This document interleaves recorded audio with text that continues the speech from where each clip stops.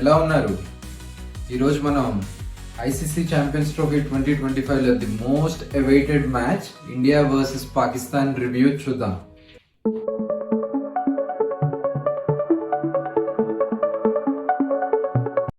It's laughing time.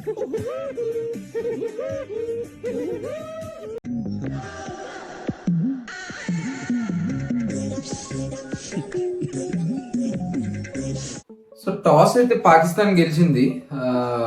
General గా toss గెలిచిన ఏ team అయినా సరే ఐసీసీ టోర్నమెంట్ అన్నా ఏదన్నా పక్కన పెడితే డ్యూ ఫ్యాక్టర్ అనేది చాలా ఇంపార్టెంట్ ఫ్యాక్టర్. సో ఏ టీం అయినా బ్యాటింగ్ సెలెక్ట్ చేసుకోదు, బౌలింగ్ చేసుకుంటది. బట్ పాకిస్తాన్ చాలా డిఫరెంట్ గా ఆలోచించి ఈ మ్యాచ్ లో బ్యాటింగ్ తీసుకుంది. స్టార్ట్ సాలిడ్ గా ఇచ్చింది, but Babur Azam, cover drives అవి బాగా ఆడాడు. బట్ అదే షార్ట్ అవుట్ అయిపోయాడు. పాములు పట్టేవాడు పాము కాటికే పోయినట్టు కళావైద్యుడు కళావైద్యం వికటించి కాళ్ళు చేతులు పోగొట్టుకున్నాడు. హార్దిక్ పాండ్యా మంచిగా బౌలింగ్ చేశాడు. అండ్ నెక్స్ట్ ఓవర్ లో ఒక బ్రిలియంట్ రన్అట్ అక్షర్ పటేల్ ద్వారా మనం చూసాం.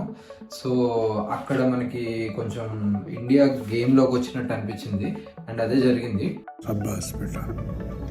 So Rizwan and south Shakeel mid overs లో టోటల్ కంట్రోల్ తీసుకున్నారు. 104 runs partnership.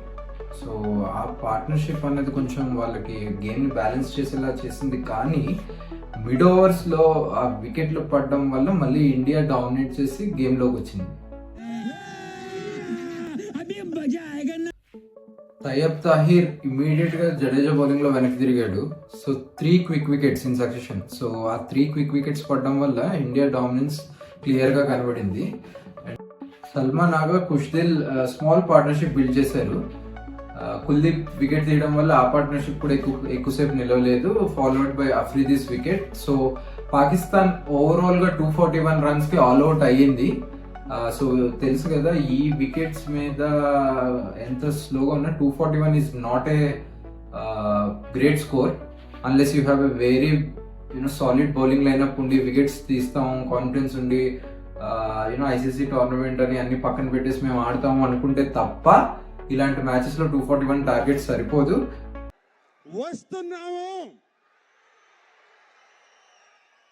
So India batting విషయానికి వస్తే తెలిసిందే, రోహిత్ శర్మ యూజువల్ గా ఎలా మనకి మంచి స్టార్ట్స్ ఇస్తాడో బిగ్ షాట్స్ తో అలాగే స్టార్ట్ చేశాడు. బట్ ఇక్కడ ఇండియన్ ఫ్యాన్స్ జీర్ణించుకోలేనిది లేకపోతే తీసుకోలేని విషయం ఏంటంటే సిమిలర్లీ లాస్ట్ ఐసీసీ టోర్నమెంట్ లో Shaheen Afridi bowling in swinger కి ఎలా రోహిత్ శర్మ అవుట్ అయ్యాడో సిమిలర్ డెలివరీలో ఈసారి కొంచెం క్లీన్ బౌల్డ్ అయ్యాడు. సో అది ఇండియన్ ఫ్యాన్స్ తీసుకోలేకపోయారు. బట్ తప్పదు, in swinging deliveries left arm pacers ని ఆడడం కొంచెం మన రోహిత్ శర్మకి కష్టమే. బట్ మనం అందరం కోరుకుందాం నెక్స్ట్ మ్యాచెస్ లో అయినా బిగ్ స్కోర్ కొడతాడు రోహిత్ శర్మ. లాంగ్ రన్స్ తెలుసు, మనందరికీ తెలుసు ఎంత పెద్ద రన్స్ కొట్టగలడు రోహిత్ శర్మ లాంగ్ ఇన్నింగ్స్ ఆడితే. సో వి షల్ విష్, చూద్దాం. విసి మండుతున్నట్టుంది. గిల్, కోహ్లీ ఇన్నింగ్స్ ని స్టెబిలైజ్ చేశారు. 69 runs పార్ట్నర్షిప్ తో చాలా బాగా ఆడారు. బట్ అబ్రార్ వేసిన ఒక మ్యాజికల్ క్లూలెస్ డెలివరీకి గిల్ క్లీన్ బౌల్డ్ అయ్యాడు. సో ఆ క్లీన్ బౌల్డ్ అయినప్పుడు అబ్రార్ ఇచ్చిన ఎక్స్ప్రెషన్ ఆర్ సెండ్ ఆఫ్ కొంచెం వియర్డ్ గా ఉంది.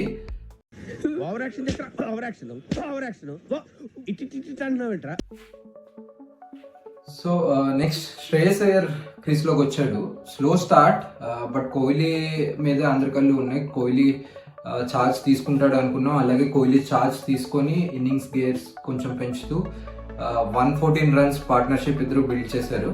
సో 114 runs పార్ట్నర్షిప్ బిల్డ్ చేసిన శ్రేయస్ అయ్యర్ అందులో 56 runs స్కోర్ చేసి ఒక లెగ్ స్పిన్నర్ డెలివరీకి అనవసరమైన షాట్ గాల్లో కాడి మంచి క్యాచ్, ఫీల్డర్ మంచి క్యాచ్ తీశాడు. సో శ్రేయస్ అయ్యర్ అక్కడ అవుట్ అవ్వాల్సిన సినారియో ఏర్పడింది. తర్వాత హార్దిక్ పాండ్యా వచ్చాడు. హార్దిక్ పాండ్యా వచ్చి రాగానే అగ్రెసివ్ గా కొన్ని షాట్లు ఆడాడు. బట్ ఎక్కువసేపు క్రీజ్ లో లేడు, వెంటనే అవుట్ అయ్యి పెవిలియన్ కి వెళ్ళిపోయాడు. బట్ ఆ సమయంలో ఎవ్వరూ కూడా ఫోకస్ మిగతా బ్యాట్స్మెన్ మీద లేదు. మీ అందరికీ తెలుసు ఫోకస్ ఎక్కడుందో. ఫోకస్ అంతా కోహ్లీ సెంచరీ మీదే ఉంది. అండ్ అందరూ అనుకున్నట్టే కోహ్లీ లాస్ట్ బాల్ కి బౌండరీ కొట్టి 100 runs సెంచరీని పూర్తి చేశాడు. దేవుడున్నారా? So Kohli 51st ODI century ఈ మ్యాచ్ లో చేయడం జరిగింది. అండ్ దీంతో పాటు 14,000 ODI రన్స్ మైల్ స్టోన్ కూడా కోహ్లీ రీచ్ అయ్యాడు. సో ఫైనల్ గా ఇండియా 6 వికెట్స్ తో విక్టరీని సొంతం చేసుకుంది. ఇండియా పాక్ మ్యాచ్ లో ఇండియా విక్టరీ సాధిస్తే ఆ Cloud9 మూమెంట్ మీ అందరికీ తెలిసిందే. And we all experienced it, we all enjoyed it.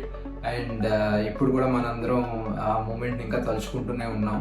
So India ఇలాగే విక్టరీస్ ని సాధిస్తూ మిగతా మ్యాచ్ల్లో కూడా బాగా ఆడి సో ఫైనల్స్ రీచ్ అయ్యి ఫైనల్లో కూడా ఇంకా బాగా ఆడి కప్ని తీసుకోవాలని మనందరం ఆశిద్దాం. సో ఏం తప్పు జరిగింది, పాకిస్తాన్కి ఏం తప్పు జరిగింది, ఇండియాకి ఏది బెనిఫిట్ అయింది అని కూడా క్విక్లీ మనం ఒక అనాలిసిస్ లో చూద్దాం.